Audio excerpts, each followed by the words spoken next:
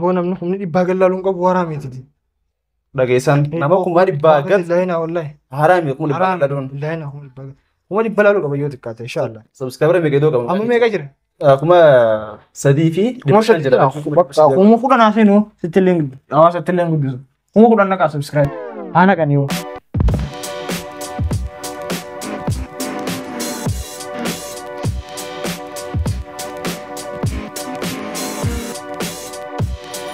yoo yaa harka fuunee daawwattoota Raamzii Miidiyaa kun Raamzii Miidiyaa Poodkaast Raamzii Miidiyaa Poodkaastiin yeroo jalqabaatiif kan eegalee fi poodkaastii haaraa episoodii jalqabaatiin keessumaa qaxalee tokko qabannee isiniif dhiyaanneef jirra.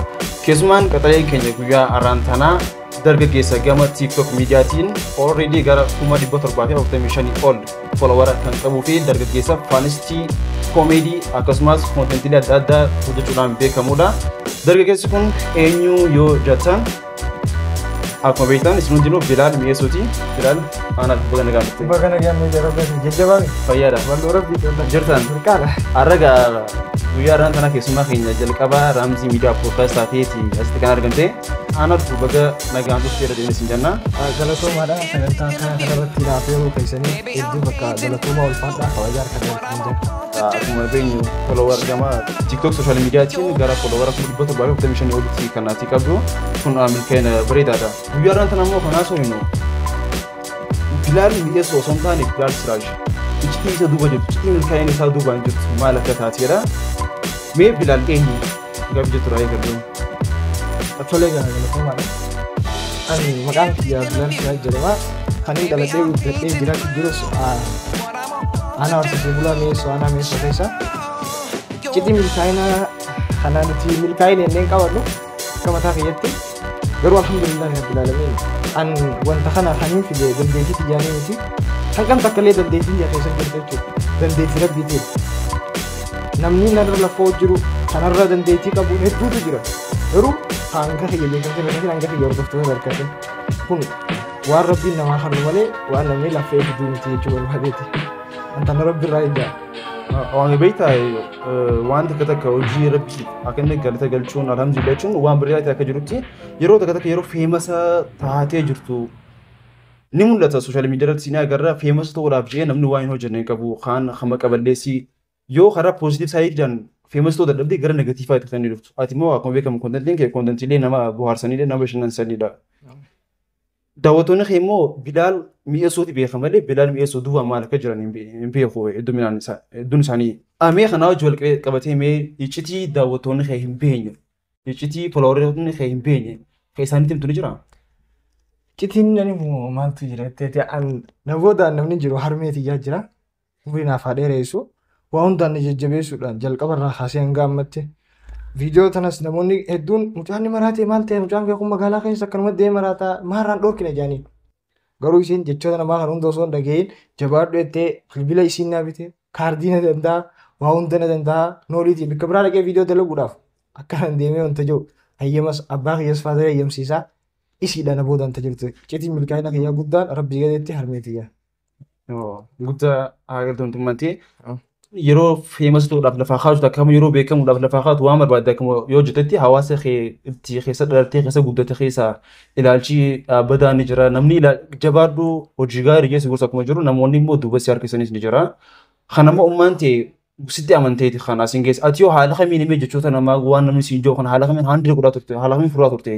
Jalqaba irratti namni akka naannoo keenyaa kanattis yoo kan laalamu ta'e hawaasni wanni inni jibbu nama kofalchiisu. Nama namoota bohaarsu hin jibban namoota ni jedhama fakkeenyaaf koontentii nama arrabsuu laayif irra taa'anii waan hin taane haasoo gosummaadhaan saba waliin buusu wantoota kana yoo daleede namni si jibbuu danda'a. Garuu namoota muraasa namoota nu hubanne yoo ta'e malee hanqaarratti namni waan kana dhiisi waan kun ni fokkota jechuu nagarre jabaadhu malee negatiif namni naa yaadu hin jiru. Yoo akkas taanaan haala bareedaadha maal jennaan atis koontentiin guddaa irra fuulleeffatee bashannana irratti waan ta'eecha kun hojii jajjabeeffamudha. Egaa tammaan yeroo ammaa kanatti gara follower 745 olii kanatti qabdu promotionii adda addaa illee hojjechaati kanatti jirtu. Yeroo ammaa kana Bilaal feemas ta'ee jira akaawuntii ta'e gubbarra miiliyoona meeqa qabda. Namoota hedduun daanjaa namni hedduun amma namoonni nan wanta tujjaan yaadu gurguddaan kun awwamee gaawwan jimaa fite hayyoon jira. namni kun TikTok kana gijee dalagu akka waan bakka tujjaaraa tokko gartee akka waan TikTok kun kallattii maallaqa kafaluutu sitti fakkaata. Hin kafalu TikTok TikTok kallattiidhaan maallaqa inni kafalu hin jiru. Beeksisa kan kafalu yoo jiraates. Ammoo beeksisa kana akkuma beekamu namoonni naannoo Finfinnee naannoo biraa yookaan wal namni guruupii wal jaareeti. Amaarota amma ka dalagu nama Oromoo piroomooshinaa gurguddaa dalagu hin jiru amma heddummeessee. Promoshina kaampaaniin TikTok watti qopheessuudha moo kanuma abbootii qabeenyaatiif oomishaaf tajaajila namaa beeksiftu kana malee kallattiidhaan TikTok qarshii inni kafalu hin jiru. Amma namoonni hedduun maalti fakkaata 10,000 ol ni jira amma gaafa duraan eegalu 10,000 ol maallaqa kafala TikTok waan jaamu takkaa jira TikTok irratti warra fooloowarsii guddifachuuf jecha akkas jedhu jira. 100,000 miiliyoonattis hin kafalu Itoophiyaa keessa TikTok tasumaa. Following gatiin qaba jechuudha sponsor nama sitoo nama beeksisa yoo ta'e malee following ke miliyoona ta'u kudhanaa ta'u waluma qixaa jechuudha.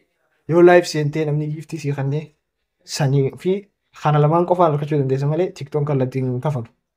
So amma gabii skipping godhini promotion tokko hojii jirta live irrattis gisee hedduu sin argaa miliyoona hin taane. Wallahi nama hedduun naan jeemoo barana dhufu jirtiisa. Namni hedduun miliyoona taate naan jira dhufu jirtiisa. Miliyoona kana dhufu jira gartee shakkii barana hedduun. Ini dhufti waan dhuftee wallahi. Asbeesoo laafana dhufte. Taalentii qabda dandeettii qabda.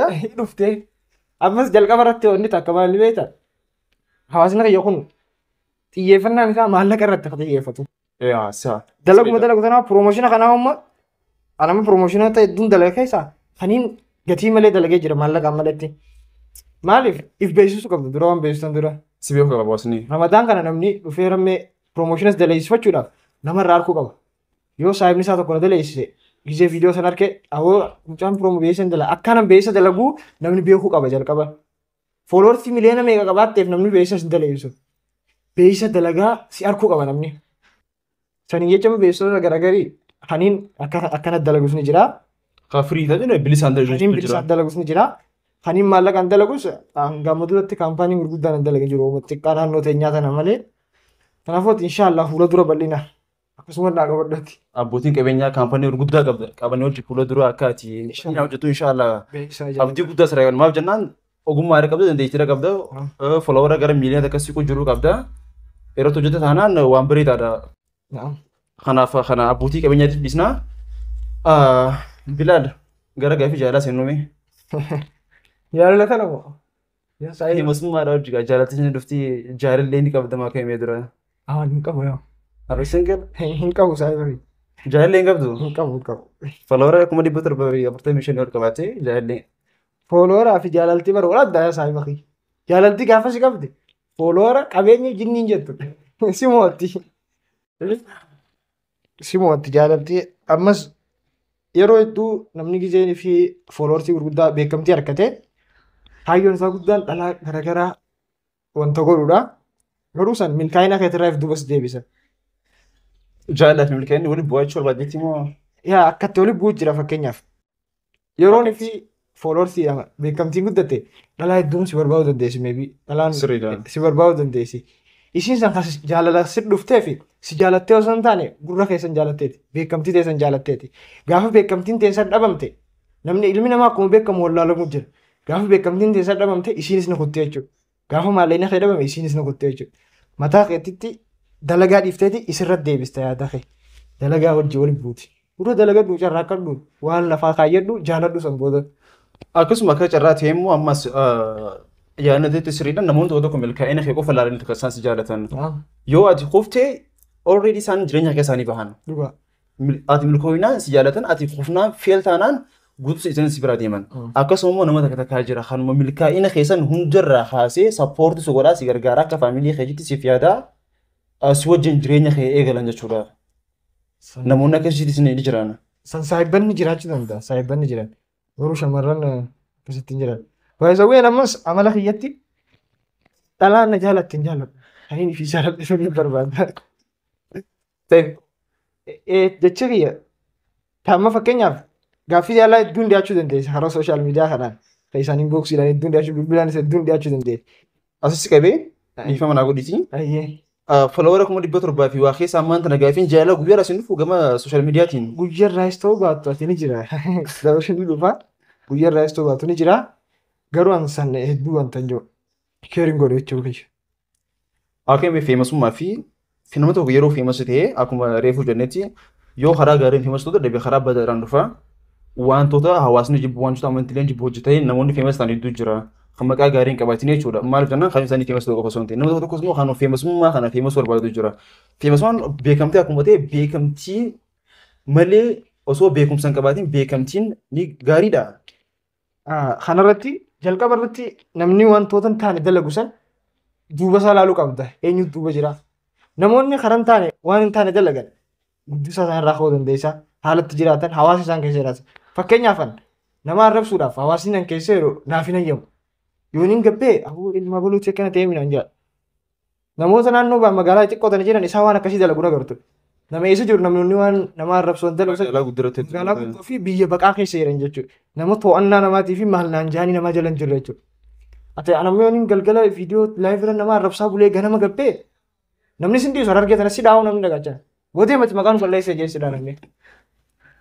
Hawaasni keenya akkuma beekamu hawaasa jaalalaa ta'uu bira kutee Sillola akka fira sillola hawaasni yoon ifi waan badaaniin dalagee ta'u garuu amma san ilmoo islaamaati ilmoo nama guddaati wantoota hin taane guddisaa akka ilmoo manaati nagayaan hin guddadhe waan ta'eef wantoota nama arrabsu wanti kana dalaguudhaaf faamiliin kiyyas ta'ee mataan kiyyas naaf hin ayyamu. Akkanatti responsibilitii qabaachuun itti gaafatamummaa qabaachuun waan guddaadha. Gama TikTok deebina. Kontentiilee ati hojjettu yeroo baay'ee kontentiilee nama bohaarsanidha. Kontentiilee kana maaliif filachuu dandeesseeti? An haqa dhugaa san simuudha. TikTok kan itti yaadeen eegalle. Itti yaadee karoorseen eegalle. Itti seeneetumaan walirra naa dhufte. Waan takkaa jedhamu fakkeenyaaf namoonni hedduun sirbuudhaaf lafaan jira. Garuu sirbisan isaaniif hin milkaa'u. Maaliif? Dandeettii isaatii miti. Dandeettiin isaadhaa sirbuu daansii taphachuu ta'uu danda'a. Inni garuu sagaleedhaan sirba. An wal naaf wanta taate. Wal harkachuu waan jedhamtu agarte. Yaa sirriidha. Akkuma tasattiin eegalee taalentii ogummaa keetu jiru. Ogummaa akkaan ogummaa kana qabu sin beekne. Niin eegalee garuu walirra naa dhufte. Walirra naa dhufte itti mufuuf. Siyaadeetii miti. Kan hin eegalee jechuun. Ammaan tana kan hedduu arguutu jirru feemasoonni namoonni TikTok kan feemas ta'an kallattii kamiinuu haa ta'anii kontentiilee adda addaa kan hojjechaa jiran.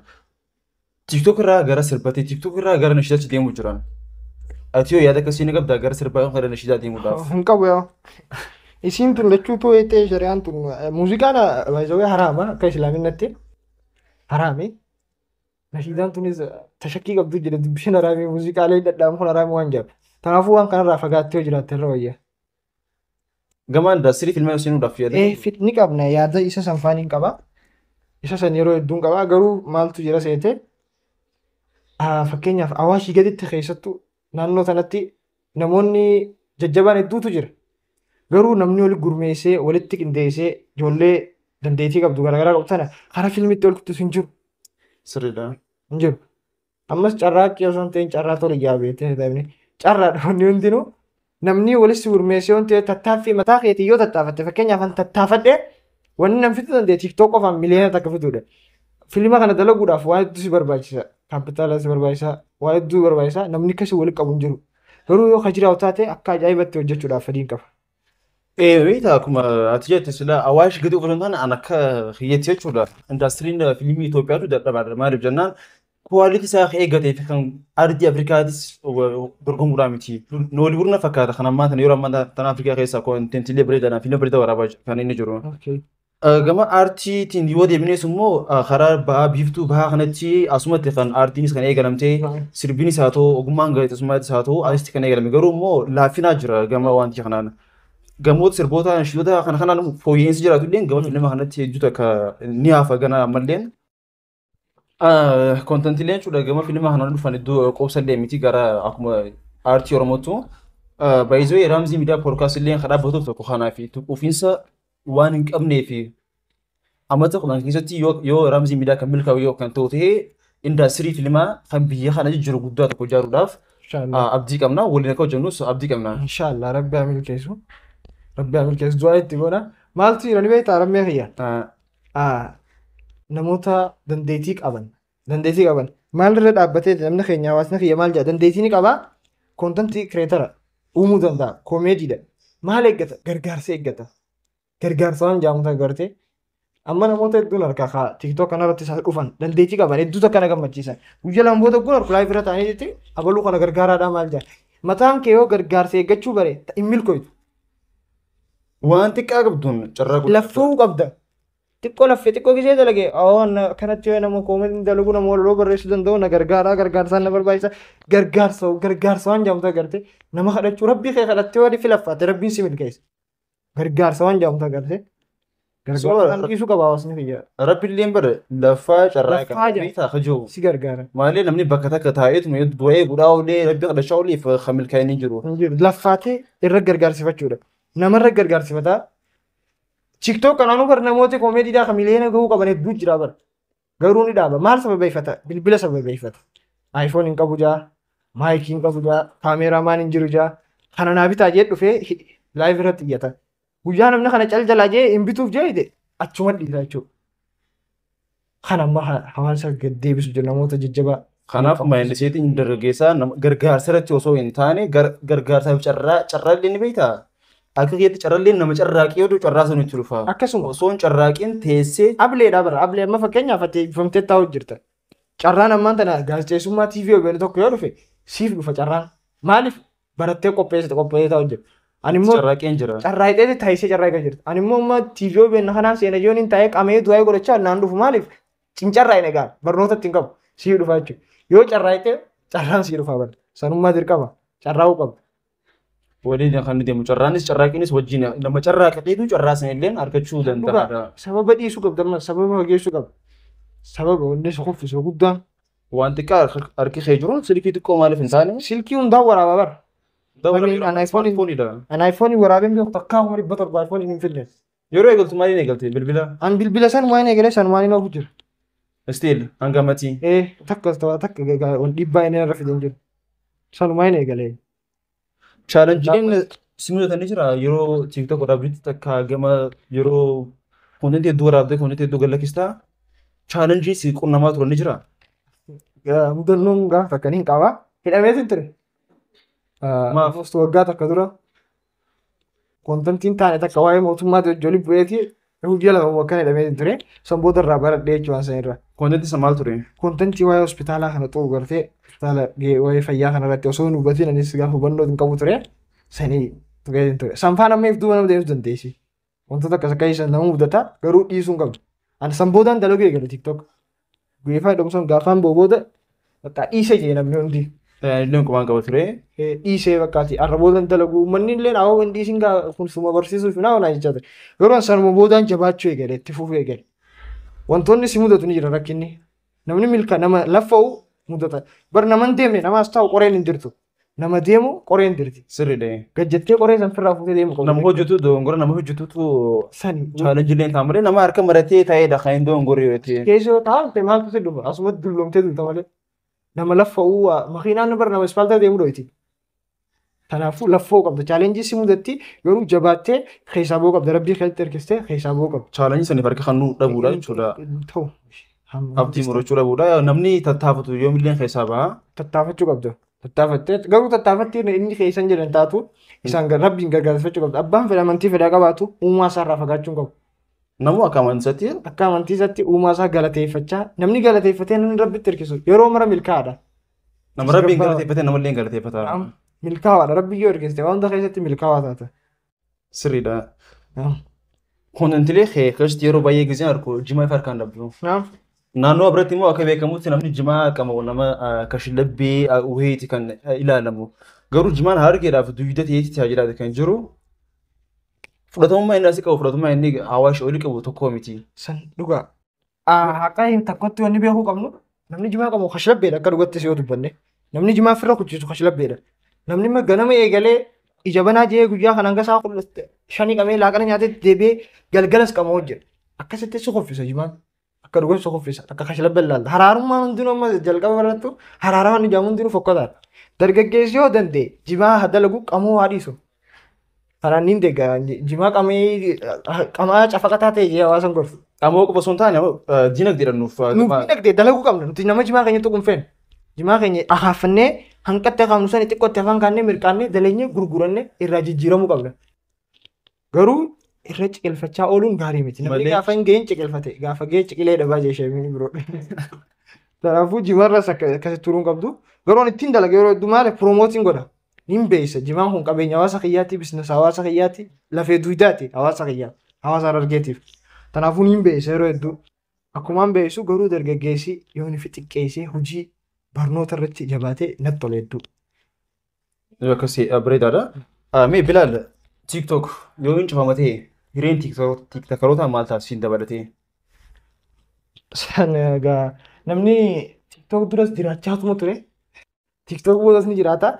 Anama baay'ee fakkeenyaaf TikTok yoo amma cufamu taate amma baan ta'u taate natti hin dhagahamu waa takka illee. Maaliif? Maaliif jette rabbiin waan takka gizeessi fidu waan san caaltu bikasii buusuu deema. Kanaafuu cufamuu baatu sannaaf tokko TikTok.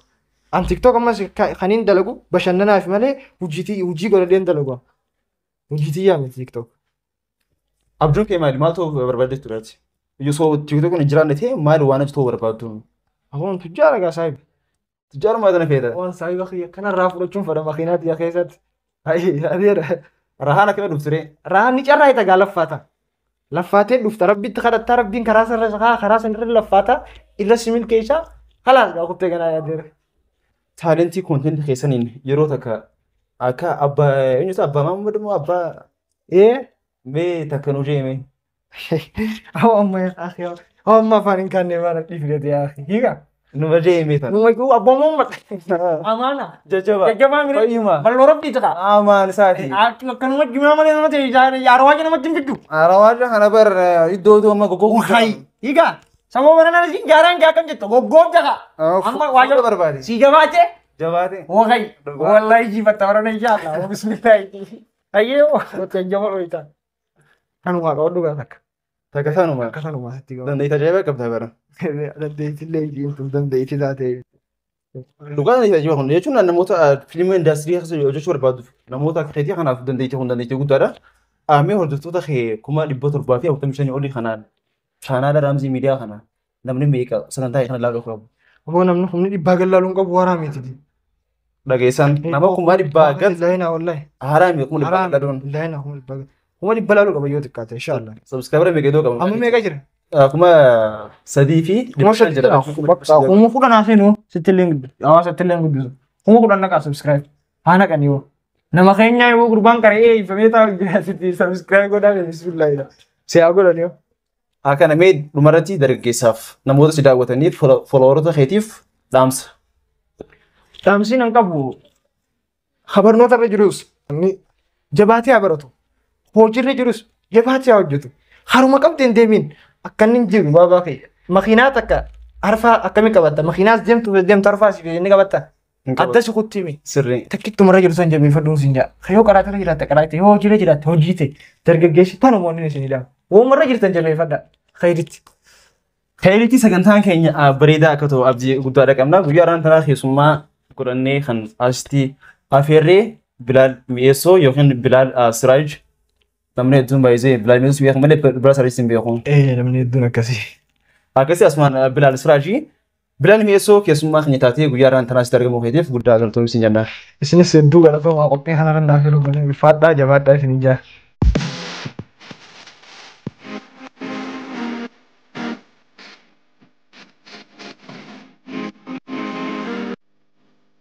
Daawwattoota Raamzii miidiyaa kun Raamzii miidiyaa poodkaastidha. Raamzii miidiyaa poodkaastii keessummaa keenya jalqabaa kan taasifannee guyyaa irraa Bilaal Mi'eessootu ture. Bilaal Mi'eessootu hojii qophii bareedaa akka taasifne abdii guddaadha qabna. Yaada keessanis koomantii jalatti nuuf barreessaa. Yeroo itti aanutti immoo episoodii haaraan eenyu qabannee akka dhufnu koomantii nuuf kaayaa isin jechaa guddaa isin jaalannaa. Chaanaala keenya subscribe, like, share nuuf godhaa. Hangasitti bakka nagaa nuuf jiraadhaa.